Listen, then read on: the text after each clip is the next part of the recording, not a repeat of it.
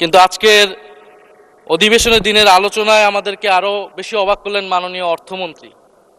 ফলে অর্থ সেক্টরের কিছু কথা, কিছু বক্তব্য দিয়ে আলোচনা শুরু করছি। আমরা যখনই ব্যাংকিং খাত বা অর্থ সেক্টরের আর্থিক খাতের কথা আসে, মাননীয় অর্থমন্ত্রী একটা বাক্যই বারবার বলেন যে বিএনপির সময়ে এরকম কোনো রেকর্ড নাই যে আর্থিক খাতে বিশৃঙ্খলা হয়েছে। উনি কিছুক্ষণ আগে অস্বীকার করলেন যে বাংলাদেশ ব্যাংকের গভর্নর একটা রাজনৈতিক নিয়োগ, তাদের দলের নির্বাচন কমিটির সদস্য, এবং তিনি এটা অস্বীকার করলেন। আমি মাননীয় স্পিকার টিআইবির একটা তথ্য আপনাদেরকে দিচ্ছি। বর্তমান সরকারি দলের যারা নির্বাচনের প্রার্থী হয়েছেন তাদের 59.41% ঋণগ্রস্ত, এবং যার বেশিরভাগ হচ্ছে সরকারি দলে। সংসদ সদস্যদের 11,000 কোটি টাকার বেশি ঋণ রয়েছে, যার অধিকাংশই সরকারি দলের। এদের অধিকাংশই ঋণ খেলাপি ছিলেন, নির্বাচনের আগে কিছু টাকা ঋণ দিয়ে পুনঃতফসিল করে নিয়েছেন।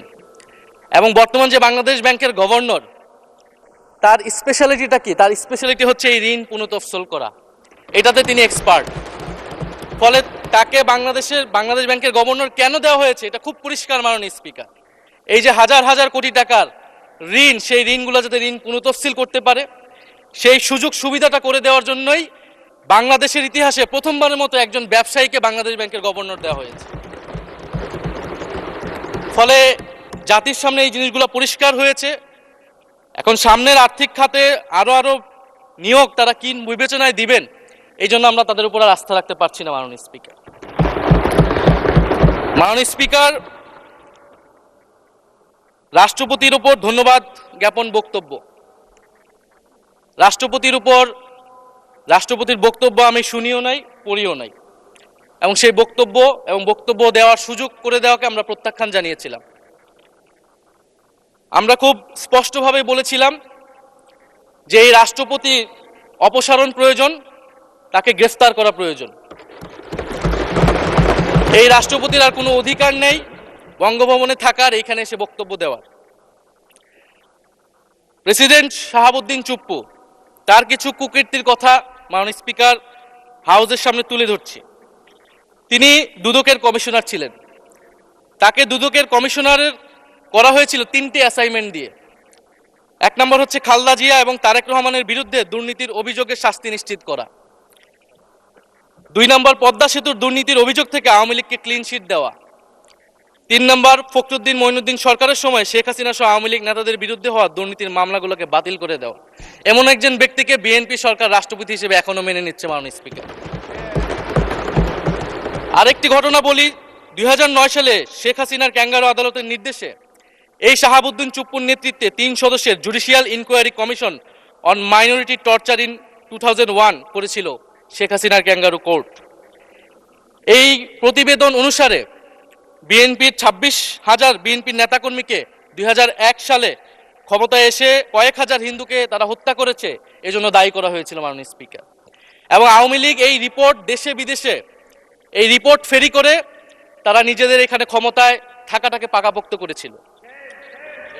মাননীয় স্পিকার, এই রাষ্ট্রপতি চুপ্পু এস আলমের হাতে ইসলামী ব্যাংকে তুলে দেওয়ার কারিগর, 2 কোটি আমানতকারীকে পথে বসিয়েছিল। এবং জুলাই গণহত্যার সময় তার ভূমিকা, ফ্যাসিবাদের সাথে তার সংশ্লিষ্টতা সবকিছু আমরা জানি। আমাদের দুর্ভাগ্য, এই দুর্নীতিবাজ, অপদার্থ, মিথ্যুক, গণহত্যার দোসর এখনো বাংলাদেশের রাষ্ট্রপতি। একটা আলোচনা কয়েকবার এসেছে যে রাষ্ট্রপতির অধীনে কেন শপথ নিয়েছি আমরা বলতে এখানে ব্যক্তিগতভাবে আমার কথাই বলেছে, কারণ আমি এখানে শপথ নিয়েছিলাম। তো মাননীয় স্পিকার, সেই সময় প্রেক্ষাপট আর এখনকার প্রেক্ষাপট কি এক? জুলাই গণ অভ্যুত্থানের পরে, 5ই আগস্টের পরে আমাদের সামনে 2টা অপশন ছিল। আমরা বলেছিলাম জাতীয় সরকার করতে হবে, সেই জাতীয় সরকারের প্রস্তাব বিএনপি নাকচ করে দিয়েছে। আমাদের সামনে আরেকটা অপশন ছিল ক্ষমতা আর্মির হাতে তুলে দেওয়া। যদি আমরা সেই দিকে আগাতাম, আজকে তারা এখানে বসতে পারতেন কিনা মাননীয় স্পিকার সেটা সন্দেহ আছে। দেশের স্বার্থে, দেশের স্থিতিশীলতার স্বার্থে আমরা সেই সময় সরকারে গিয়েছিলাম, আমরা শপথ নিয়েছিলাম। কিন্তু বৈষম্যবিরোধী ছাত্র আন্দোলন খুব স্পষ্টভাবে 2024 সালে কিন্তু এই রাষ্ট্রপতির অপসারণ চেয়েছিল। সেই সময় সাংবিধানিক ধারাবাহিকতার কথা বলে রাষ্ট্রপতির পক্ষে অবস্থান নিয়েছিল বিএনপি। বিএনপির মহাসচিব মির্জা ফখরুল আলমগীর সাহেব তিনি নিজেই কথা বলেছিলেন। ফলে এখন তো একটা নির্বাচিত সরকার মাননীয় স্পিকার, এখন তো চাইলেই বিএনপি রাষ্ট্রপতি পরিবর্তন করতে পারে সরকার, এবং আমরা বিশ্বাস করি বিএনপিতে সেই ধরনের যোগ্য আস্থাভাজন ব্যক্তি নিশ্চয়ই রয়েছেন।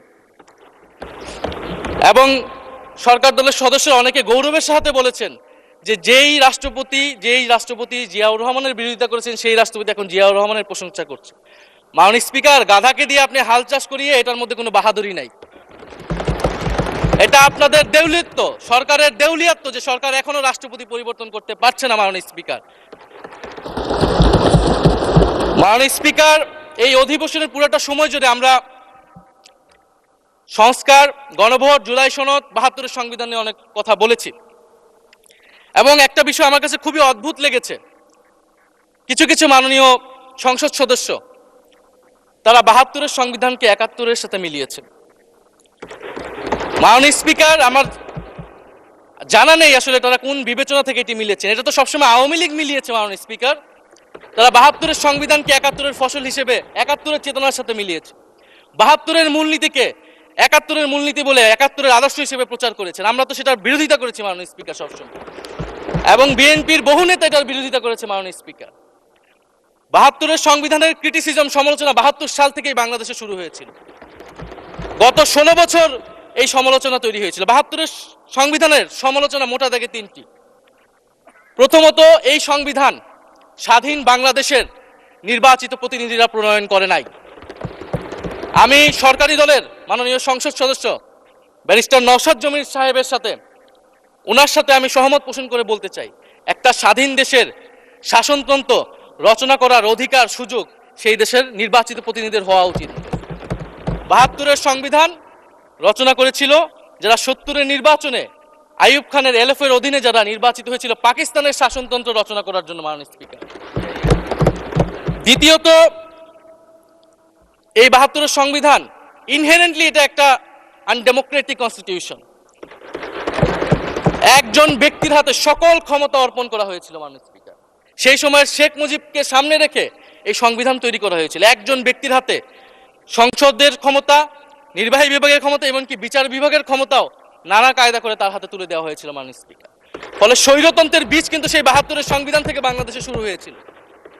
এবং সবচেয়ে ইম্পর্টেন্ট, এই সংবিধান হচ্ছে মুজিববাদী আদর্শ দ্বারা রচিত হয়েছিল। মাননীয় স্পিকার, ৭১-এর আদর্শ কিন্তু চার নীতি ছিল না। মাননীয় স্পিকার, ৭১-এর আদর্শ ছিল সাম্য, মানবিক মর্যাদা, সামাজিক ন্যায় বিচার। ৭২-এর সংবিধান এসে বলা হলো জাতীয়তাবাদ, বাঙালি জাতীয়তাবাদ, ধর্মনিরপেক্ষত্ব, গণতন্ত্র এবং সমাজতন্ত্র, এবং এটার বিরুদ্ধে বিদ্রোহ করেছিলেন মেজর জিয়াউর রহমান। মাননীয় স্পিকার, আজকে বিএনপি তার ফান্ডামেন্টাল জায়গা থেকে সরে যাচ্ছে। মাননীয় স্পিকার, শুধু জামাত ইসলাম ৭২-এর বিরোধিতা করেছে বলে কি বিএনপি এখন আওয়ামী লীগের পজিশনে চলে গিয়েছে? আমাদের জানা নেই। মাননীয় স্পিকার, ৭২-এর সংবিধানের বিরোধিতা করেছেন বদরুদ্দিন উমর, ৭২-এর সংবিধানের বিরোধিতা করেছেন মাওলানা ভাসানী, ৭২-এর সংবিধানের বিরোধিতা করেছেন কমরেড মুজাফফর আহমেদ, ৭২-এর সংবিধানের বিরোধিতা শত শত মুক্তিযোদ্ধারা করেছেন। মাননীয় স্পিকার, ফলে এই ৭২-এর সংবিধানকে বাতিল করার একটা সুযোগ আমাদের এসেছিল ১৯৭৫ সালের সিপাহী জনতার বিপ্লবের মধ্য দিয়ে। জিয়াউর রহমানের এটা একটা ঐতিহাসিক ভুল বলবো মাননীয় স্পিকার, তার প্রতি সম্মান রেখে, যে আমরা সেই সময় সেই অপরচুনিটি মিস করেছি। আমরা একটা গণপরিষদ দিয়ে নতুন সংবিধান করতে পারি না, এবং এই অপরচুনিটি আমরা এই ২৪০০ মিস করেছি এবং এখনো করতে যাচ্ছি। মাননীয় স্পিকার, মাননীয় স্পিকার, ৫ই আগস্টের পরে যখন সংস্কারের আলোচনা আসলো, বৈষম্যবিরোধী ছাত্র আন্দোলন তাদের পক্ষ থেকে আমরা বলেছিলাম আমরা নতুন সংবিধান চাই বা সংবিধান পুনর্লিখন চাই। বিএনপি বলেছিল তারা নির্বাচনের মাধ্যমে ক্ষমতায় যেতে চায়। ফলে ৫ই আগস্টের পর থেকে রাস্তা দুটি আলাদা হয়ে গেছিল। মাননীয় স্পিকার, তখন আমরা একটা মধ্যপন্থায় আসলাম যে আমরা সংস্কারে আসি। সেই জায়গা থেকে সংস্কার কমিশন ঐক্যমত, সেখানে আলোচনা হলো। এখন সাংবিধানিক সংস্কার পরিষদ করার কথা গণভোটে বলা হলো। এখন বিএনপি সেই জায়গা থেকে সরে গিয়েছে। এখন বিএনপি যদি সেই জায়গা থেকে সরে যায়, আমাদেরকে পূর্বের জায়গায় ফেরত যেতে হবে। মাননীয় স্পিকার, সংবিধান পুনর্লেখনের দাবি আমাদেরকেও জানাতে হবে। তারা যদি ৭২-এর পক্ষে এরকম অটল অবস্থানে থাকে। জুলাই সনদ নিয়ে অনেক কথা হয়েছে। মাননীয় স্পিকার, জুলাই সনদ জাতীয় জুলাই সনদ আমরা যেদিন স্বাক্ষর হয়েছিল, আমরা জাতীয় নাগরিক পার্টি সেদিন স্বাক্ষর অনুষ্ঠানে যাইনি মাননীয় স্পিকার, এবং পরবর্তীতে আমরা স্বাক্ষর করেছি বলা যায় না, আমরা সেখানে আমাদের কমেন্টটা দিয়ে এসেছিলাম মাননীয় স্পিকার। জুলাই জাতীয় সনদ, জুলাই গণ অভ্যুত্থানের পরবর্তীতে এত কষ্টের যে ফসলটাকে, সেইটাকে মাননীয় স্পিকার নোট অফ ডিসেন্ট দিয়ে সেটাকে কলুষিত করে ফেলা হয়েছে। যেদিন জুলাই জাতীয় সনদ স্বাক্ষর হয় সেদিন জুলাই জাতীয় সনদের মেজর সংস্কারগুলোতেই পাশে একটা নোট লেখা হয়েছে যে কোনো রাজনৈতিক দল বা জোট তাদের নির্বাচনী ইস্তিহার উল্লেখপূর্বক যদি জনগণের ম্যান্ডেট লাভ করে তাহলে তারা সেই মতো ব্যবস্থা গ্রহণ করতে পারবে। তাহলে যেই দল নির্বাচনে জয়ী হবে তারা তাদের ইস্তেহার অনুযায়ী সবকিছু করবে মাননীয় স্পিকার। এটার জন্য ঐক্যমতের কোনো প্রয়োজন হয় না। আপনি যদি নির্বাচনে জিতে আপনার ইস্তেহার মতোই সবকিছু করবেন, তাহলে আপনার সাথে আমার কিসের ঐক্যমত, কিসের আলোচনা? এবং সেই নোটগুলো কিভাবে লেখানো হয়েছে, কিভাবে বল প্রয়োগ করে, শক্তি প্রয়োগ করে ঐক্যমত কমিশনকে চাপ দিয়ে লেখানো হয়েছে মাননীয় স্পিকার, এটা ঐক্যমত কমিশনের আমি মনে করি এখন বলার সুযোগ হয়ে এসেছে, সময় এসেছে। ফলে জুলাই জাতীয় সনদ কে আমরা একসেপ্ট সেই সময় করতে পারি নাই, এবং মাননীয় স্বরাষ্ট্রমন্ত্রীর ভাষাকে ধার করে আমি বলতে চাই যে জুলাই জাতীয় সনদ এক অন্তহীন প্রতারণার দলিলে পরিণত করেছে মাননীয় স্পিকার বিএনপি এটাকে। এবং ৭২-এর সংবিধানকে আওয়ামী লীগ দলীয় ইস্তেহারে পরিণত করেছিল, কলুষিত করেছিল, এবং জুলাই জাতীয় সনদকে বিএনপি কলুষিত করেছে, দলীয় ইস্তেহারে পরিণত করেছে মাননীয় স্পিকার। আপনি বলছেন জুলাই জাতীয় সনদ, তারপরে আপনি দেখাচ্ছেন হচ্ছে আমার দলীয় ইস্তিহার, তাহলে এখানে তো কোনো ঐক্যমতের সুযোগ নাই। এরপরে আসলো গণভোট। গণভোটের আদেশ নিয়ে সমালোচনা আছে, এবং এই সমালোচনা আমরাও করেছি যে রাষ্ট্রপতি এই ধরনের অর্ডার দিতে পারে কিনা। কিন্তু গণভোটটাকে সবাই মেনে একটা কনসেনসাসের ভিত্তিতেই তো আমরা এই গণভোটে সবাই মিলে অংশগ্রহণ করলাম মাননীয় স্পিকার। বিএনপি এবং তৎকালীন বিএনপির বর্তমান মাননীয় প্রধানমন্ত্রী এবং চেয়ারপারসন তিনি নিজেও সংস্কারের পক্ষে, হ্যাঁ পক্ষে ভোটে প্রচারণা করেছেন। ফলে আপনাদের ইলেকশনের আগে এটা পরিষ্কার করা প্রয়োজন ছিল যে এই গণভোট আপনারা মানেন না, এই গণভোটে হ্যাঁ বা না জিতুক এটার সাথে আপনাদের কোনো সম্পর্ক নাই। ওনারা কিন্তু মাননীয় স্পিকার সেটা করেননি। ফলে জুলাই গণভোট এটা রাজনৈতিক সিদ্ধান্ত এবং গণরায়। মাননীয় স্বরাষ্ট্রমন্ত্রী তিনি নিজেই সেই সময় বলেছেন যে গণরায় হচ্ছে সার্বভৌম ক্ষমতা, জনগণের রায় আসলে সেটা সকলেই মেনে নিতে বাধ্য হবে, এমনকি যদি সেটার বিরুদ্ধেও কেউ বিজয়ী হয় তারাও সেটা মেনে নিতে বাধ্য হবে। ফলে আমরা মনে করি যে এই গণভোট অনুসারে যে সাংবিধানিক সংস্কার পরিষদ, অতি দ্রুত সময়ের মধ্যে সাংবিধানিক সংস্কার পরিষদ গঠন করা উচিত, এর সুরাহা করা উচিত। আমরা তো মাননীয় স্পিকার অনেক দূর সরে এসেছি, নতুন সংবিধানের জায়গা থেকে সরে আসতে আসতে আমরা কোথায় আসলাম? আমরা খুবই সামান্য কিছু দাবি এখানে এসেছে, জুলাই জাতীয় সনদ বা গণভোট যেটাই বলেন না কেন, যে একটা উচ্চকক্ষ হবে ভোটের অনুপাতে, তত্ত্বাবধায়ক সরকার হবে। এই তত্ত্বাবধায়ক সরকার নিয়েই তো এত ঝামেলা, গত 16 বছরের এত আন্দোলন। কিভাবে নিয়োগ হবে এই নিয়োগটা আমাদেরকে জানতে হবে মাননীয় স্পিকার। নির্বাচন কমিশনার এবং সাংবিধানিক প্রতিষ্ঠানগুলোতে কিভাবে নিয়োগ হবে, একটা নির্দলীয় এবং গ্রহণযোগ্য নিয়োগ আমরা কিভাবে করতে পারি যেটা দেশকে বিভাজিত করবে না, বিরোধী দলের অধিকার ক্ষুণ্ণ করবে না, এবং সবচেয়ে গুরুত্বপূর্ণ বিচার বিভাগ পৃথকীকরণ মাননীয় স্পিকার।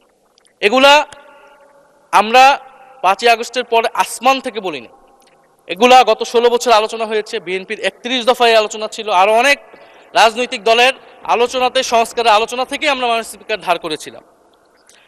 হ্যাঁ, বিচার বিভাগ এই মুহূর্তে পৃথকীকরণ বা বিচার বিভাগের স্বাধীনতা নিয়ে কনসার্ন আছে, কারণ আওয়ামী লীগের নিয়োগকৃত অনেক বিচারক মাননীয় স্পিকার এখনো রয়ে গেছে বিচারালয়ে, যারা এই জামিনগুলো করিয়েছে ফ্যাসিস্টদের। কিন্তু সেটার একটা সুরাহা আপনারা করেন, আমরা সহযোগিতা করব, কিন্তু তারপরে তো বিচার বিভাগের স্বাধীনতা মাননীয় স্পিকার নিশ্চিত করতে হবে। গুম এবং মানবাধিকার অধ্যাদেশ বাতিল করলেন, আপনারা বলছেন ভালো আইন নিয়ে আসবেন। তো ভালো আইন যতক্ষণ পর্যন্ত আনতে পারছে না ততক্ষণ পর্যন্ত মাননীয় স্পিকার আপনাদের সমালোচনাটা সহ্য করতে হবে। আপনারা ভালো আইন নিয়ে আসুন এবং অতি দ্রুত সময়ের মধ্যে নিয়ে আসুন, আমরা দেখি। মাননীয় স্পিকার,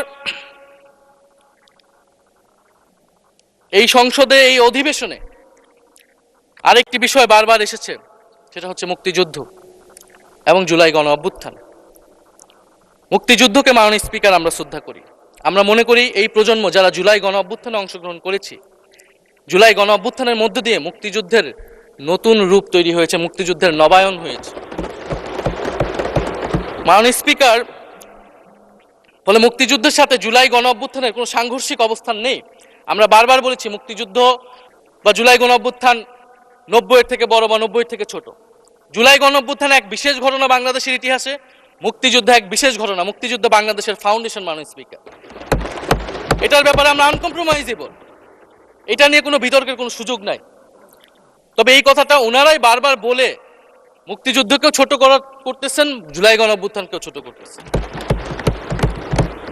আরেকটি বিষয় মাননীয় স্পিকার, মুক্তিযুদ্ধর কথা যখন এসেছে, আমরা যে সাম্প্রতিক সময়ে জাতীয় মুক্তিযোদ্ধা কাউন্সিল জামুক আইন সংশোধন করা হলো, অধ্যাদেশ পাশ করা হলো, সেখানে কিন্তু একটা গুরুত্বপূর্ণ সংশোধনী এসেছে। মুক্তিযোদ্ধাদের সংজ্ঞা থেকে মুজিব বাহিনীকে বাদ দেওয়া হয়েছে মাননীয় স্পিকার।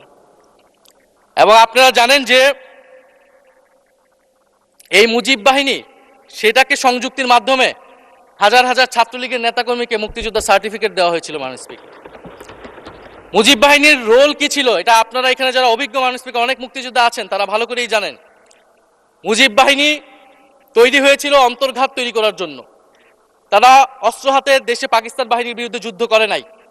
তারা দেশে ঢুকে মুক্তিযুদ্ধের আওয়ামী লীগ বাদে অন্য যেই পক্ষগুলো রয়েছে তাদেরকে হত্যা করেছিল মাননীয় স্পিকার। ফলে মুজিব বাহিনী কিন্তু কোনো মুক্তিযোদ্ধা না বর্তমান আইন অনুসারে। কিন্তু এখানে অনেক মুজিব বাহিনীর কিছু লোক আছেন, তারা নিজেদেরকে মুক্তিযোদ্ধা হিসেবে বারবার জাহির করছে।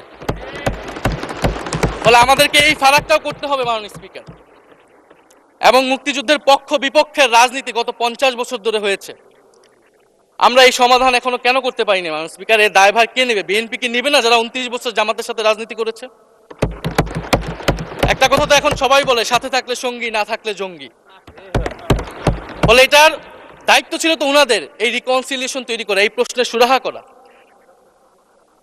জুলাই গণ অভ্যুত্থানের পরে, স্বাধীনতার 54-55 বছর পরে জাতীয় সংসদে মুক্তিযুদ্ধের পক্ষ আর বিপক্ষ বলে ভাগ থাকবে, এটা তো মাননীয় স্পিকার আমরা প্রত্যাশা করি না, এটা এই প্রজন্ম প্রত্যাশা করে না।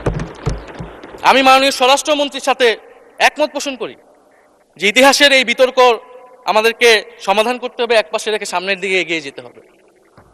এবং এটা সব পক্ষকে এটার জন্য দায়িত্বশীল ভূমিকা পালন করতে হবে। মুক্তিযুদ্ধ যেমন কোনো দেশের ষড়যন্ত্র না, আবার মুক্তিযুদ্ধের নাম করে এদেশে যে লুটপাট ফ্যাসিবাদ কায়েম হয়েছে সেটাও আমাদের ভুলা যাবে না মাননীয় স্পিকার। মাননীয় স্পিকার, জুলাই গণ অভ্যুত্থান সকলের অংশগ্রহণে হয়েছিল, এটা আমরা বারবার বলেছি। তবে বিএনপির বিভিন্ন সদস্য তারা তাদের আলোচনায় বারবার বলার চেষ্টা করে যে আমরা ছিলাম না, আমরা তো এভাবে ছিলাম, এভাবে ছিলাম। এটা তো প্রমাণ করার প্রয়োজন নাই মাননীয় স্পিকার। এটা কেন এত হীনমন্যতা আমাদের এটা বুঝে আসে না। বিএনপি তো অবশ্যই জুলাই গণ অভ্যুত্থানে ছিল, আমাদের সাথেই ছিল। এবং সেই সময়ের একটা উক্তি বিএনপির মহাসচিব মির্জা ফখরুল ইসলাম আলমগীর, উনি বলেছিলেন যে এই আন্দোলনের সাথে আমাদের সম্পর্ক নাই, এটা ছাত্রদের আন্দোলন।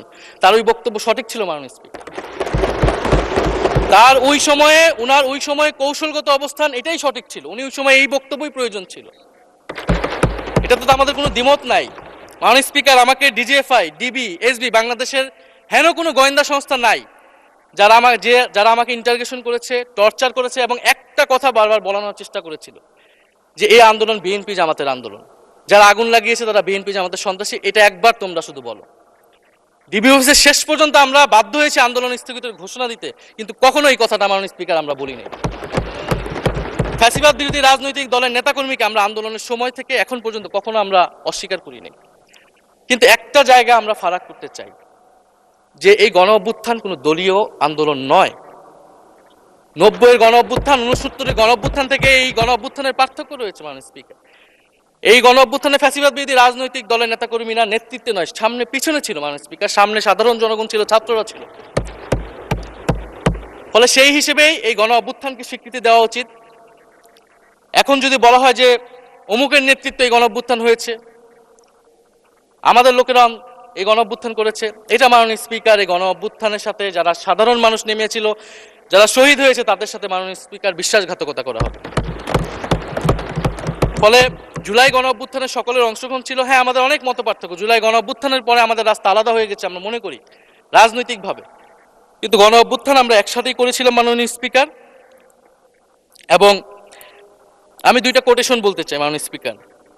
7ই আগস্টে নয়াপল্টনের সমাবেশে জনাব তারেক রহমান ভার্চুয়ালি যুক্ত হয়ে বলেন, 1971 ছিল স্বাধীনতা অর্জনের আন্দোলন, আর 2024-এর আন্দোলন হলো সেই স্বাধীনতা ও সার্বভৌমত্ব রক্ষার আন্দোলন। এই আন্দোলনে অংশ নেওয়া প্রতিটি ছাত্র জনতা আজ থেকে নতুন দিনের মুক্তিযোদ্ধা। মাননীয় স্পিকার, মুক্তিযুদ্ধের সাথে আমরা তুলনা করছি এই জায়গা থেকে, কারণ আমাদের কাছে এটা প্রায় যুদ্ধ সময় একটা পরিস্থিতি ছিল।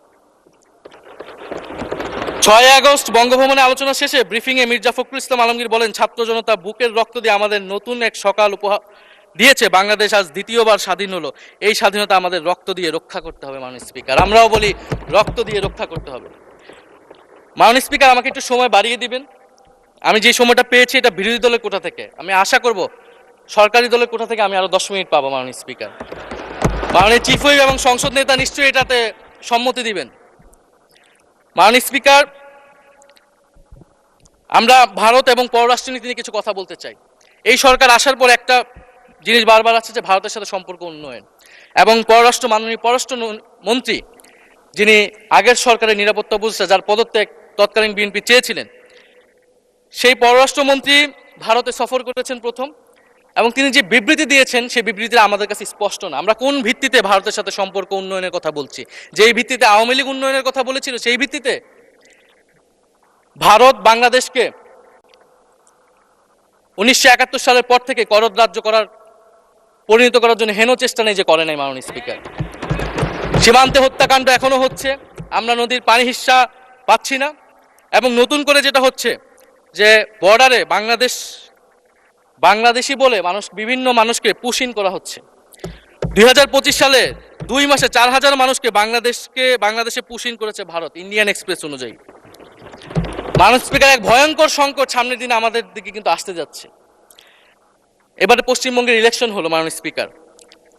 নির্বাচনের কয়েকদিন আগে ভোটার তালিকা থেকে অন্তত 30 লক্ষ জীবিত ভোটারকে বাদ দেওয়া হয়েছে। এদের অধিকাংশ হচ্ছে মুসলিম এবং মতুয়া সম্প্রদায় মাননীয় স্পিকার।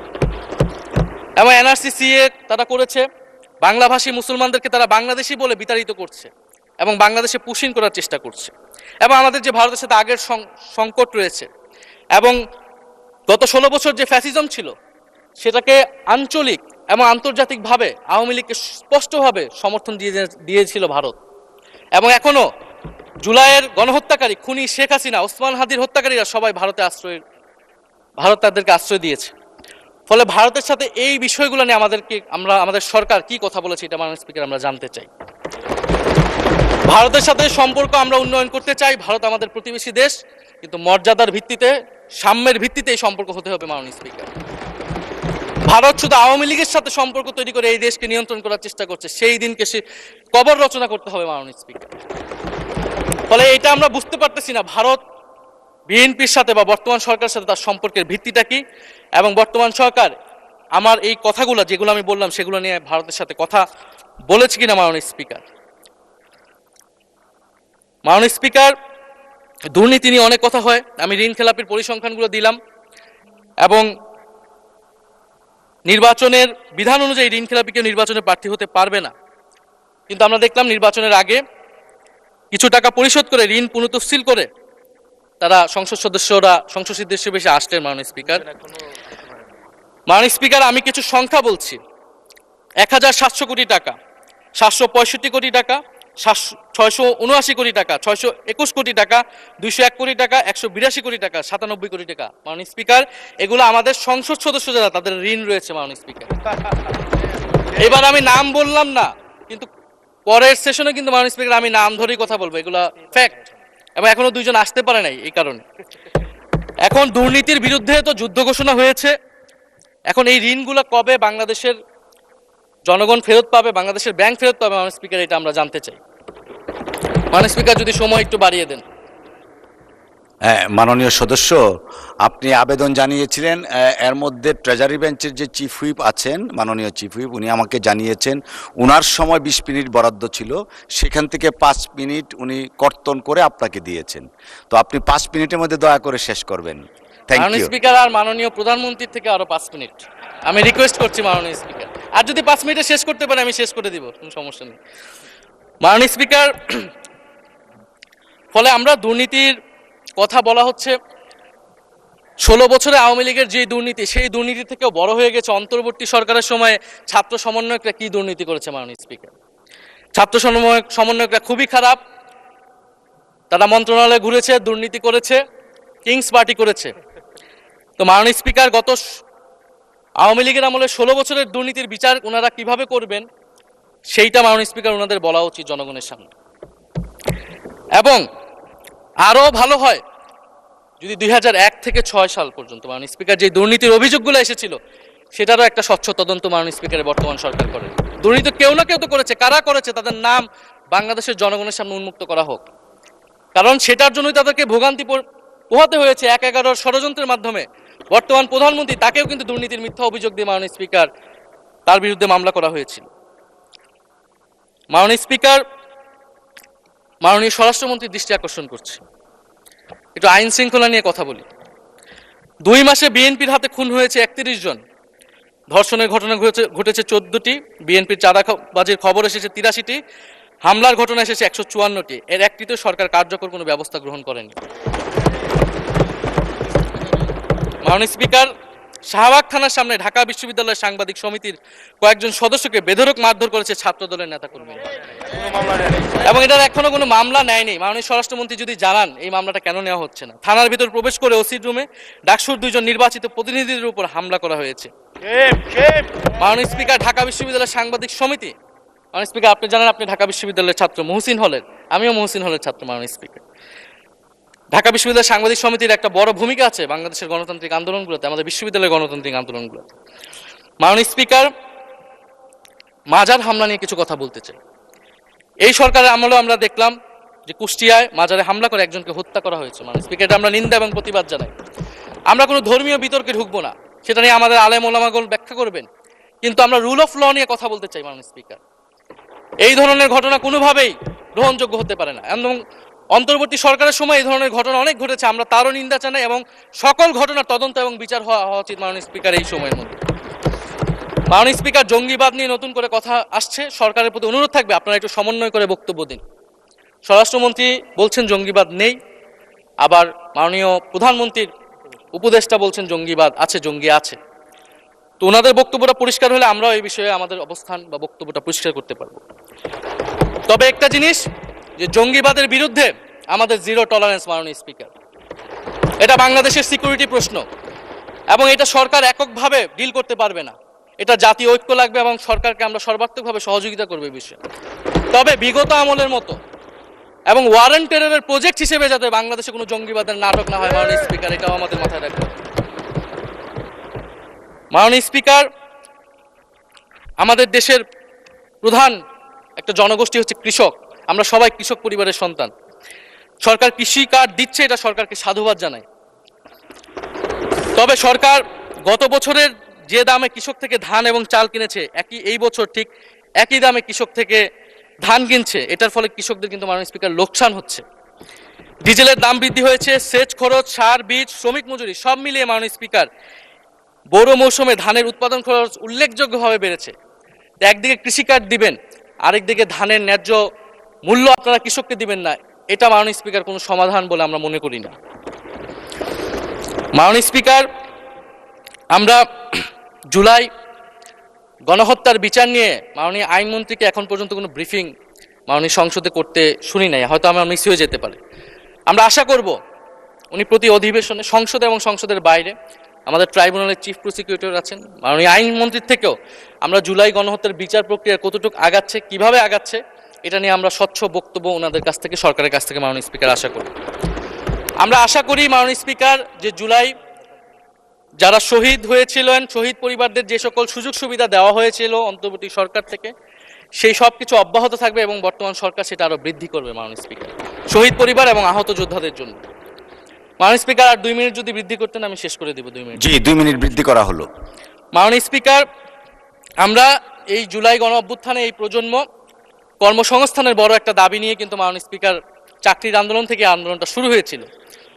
ফলে আমরা আশা করব এই সরকারের সময় কর্মসংস্থানের সুরাহা হবে, এবং সেটার জন্য আর্থিক খাতে দুর্নীতি বন্ধ করতে হবে, বিনিয়োগ আনতে হবে, এবং চাকরিতে স্বজনপ্রীতি, দুর্নীতি এগুলো একদম বন্ধ করতে হবে মাননীয় স্পিকার, সরকারি চাকরিতে বিশেষত। মাননীয় স্পিকার, একটা বিষয় যে সরকার এখন বলে দিচ্ছে যে বিরোধী দল কিভাবে কথা বলবে, কিভাবে বিরোধিতা করবে, এবং বিরোধী দলের পতনও হয়ে যাবে, এরকম কথা মাননীয় স্পিকার সংসদে আমাদের শুনতে হচ্ছে।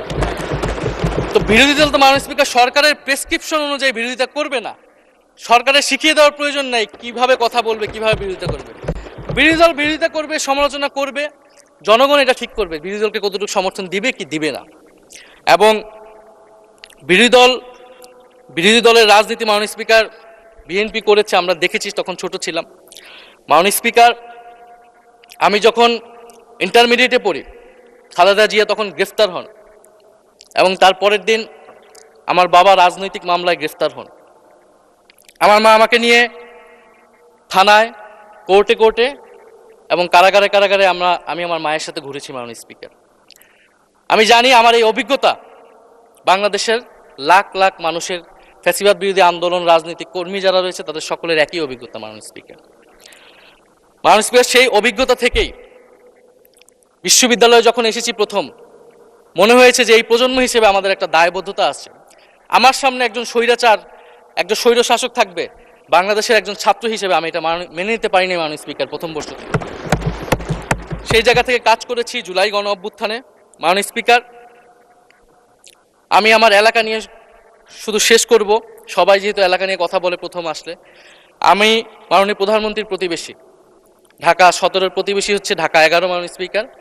সংসদে সরকার দল এবং বিরোধী দলের যেই পরিমাণ বৈষম্য, ঢাকা 17 এবং ঢাকা 11-এর একই পরিমাণ মাননীয় স্পিকার বৈষম্য।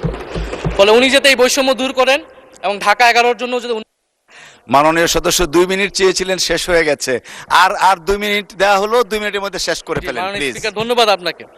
ফলে এই বৈষম্য উনি সংসদেও দূর করবেন, সংসদেও দূর হবে এবং আমার এলাকাও সেই উন্নয়ন কার্যক্রম হবে। ঢাকা 11 এই গণঅভ্যুত্থানের অন্যতম হটস্পট ছিল রামপুরা, বাড্ডা, ভাটারা এলাকা মাননীয় স্পিকার, যেখানে অনেক প্রাইভেট বিশ্ববিদ্যালয়, মাদ্রাসা, তারা সকলে এসে কিন্তু ফ্যাসিস্টদেরকে প্রতিহত করেছিল। এবং এই অত্র এলাকার নানান সমস্যা, তো সরকারের জায়গা থেকে আমি আশা করব, আমি হয়তো অনেক সমালোচনা করতে পারি, অনেক ভুল ত্রুটি থাকতে পারে, যেহেতু নতুন এসেছি কথা বলছি, তো সেই জায়গা থেকে যাতে আমার এলাকার প্রতি কোনো বিরূপ মনোভাব না থাকে, কোনো বৈষম্য যাতে না হয় মাননীয় স্পিকার। আপাতত ওনারা ওইখানকার যিনি পরাজিত প্রার্থী, তাদেরকে দিয়ে বিভিন্ন উন্নয়ন কার্যক্রম করছে প্রশাসক, এই সিটি কর্পোরেশনের প্রশাসক। তা আমার ক্রেডিটের দরকার নাই, কিন্তু উন্নয়ন হলেই মাননীয় স্পিকার চলবে। মাননীয় স্পিকার, আমি সর্বশেষ বলতে চাই, এই প্রথম অধিবেশনে বিশ্ববিদ্যালয় জীবনে ঢাকা বিশ্ববিদ্যালয়ের অনেক স্বপ্ন নিয়ে গিয়েছিলাম। প্রথম মাসে মাননীয় স্পিকার হতাশ হয়েছিলাম, যখন দেখেছি হলের সিস্টেম, যখন দেখেছি বিশ্ববিদ্যালয়ের সিস্টেম। এবং এই সংসদে মাননীয় স্পিকার প্রথম অধিবেশনে আমি অনেক হতাশ হয়েছি।